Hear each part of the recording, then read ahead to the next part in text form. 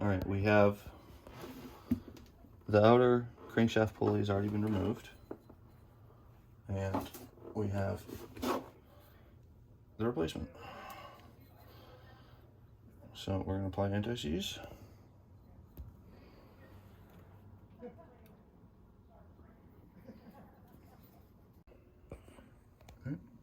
Anti-seize was applied, pulleys are put into place, and the alternator we've already installed. The old one looked like this was the old one.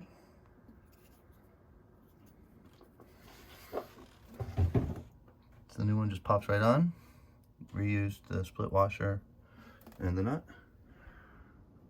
Here's our old and new hardware. And we're going to reuse the washers, splitting the flat on each one. And Loctite's been been applied.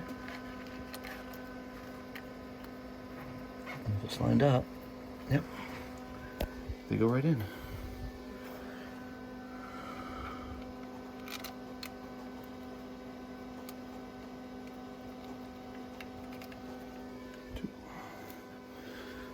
Three.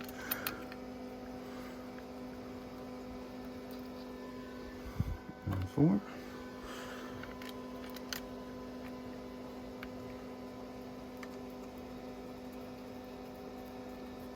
And on the top one, fresh water pump, we have these four, which are tiny ones here, and those. This piece we're going to keep. So we've got, there's the 6-hole pattern. It's not quite aligned, and when I was testing it earlier, I couldn't actually get them to go in, but we'll try again now. So, we got 1, 2.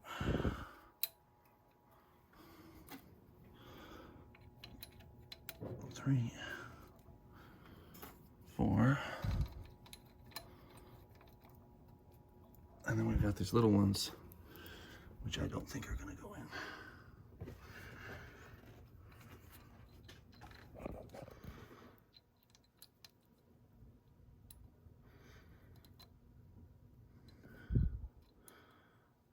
And I tried for a while yesterday, and I could not get them.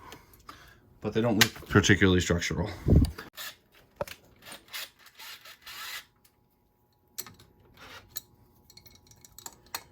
So, is it recording? Mm-hmm. Right. Adding the belt will hold the pulleys from turning, which makes it easier to tighten the whole system down. So we're just going to get this belt tight enough to prevent things from turning on their own.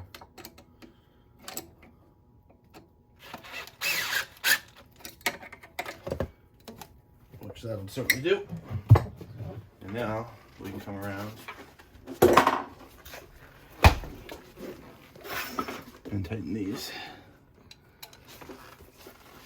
without it spinning on me.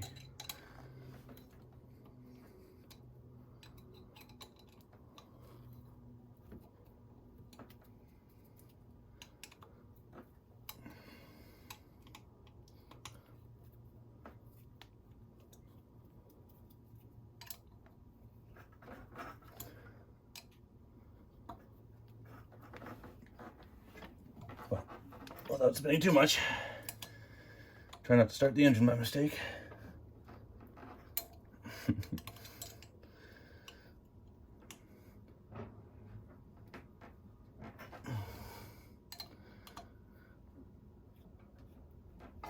All right, and that's it. Pulleys on, and we checked the alignment. Last thing I wanted to show you guys. So this is the old water pump belt. It mounts here, and this belt will ultimately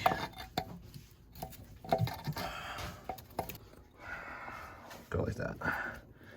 Once that's tightened down and mounted in, and this belt always wants to be looser than you would expect so that it doesn't torque the water pump.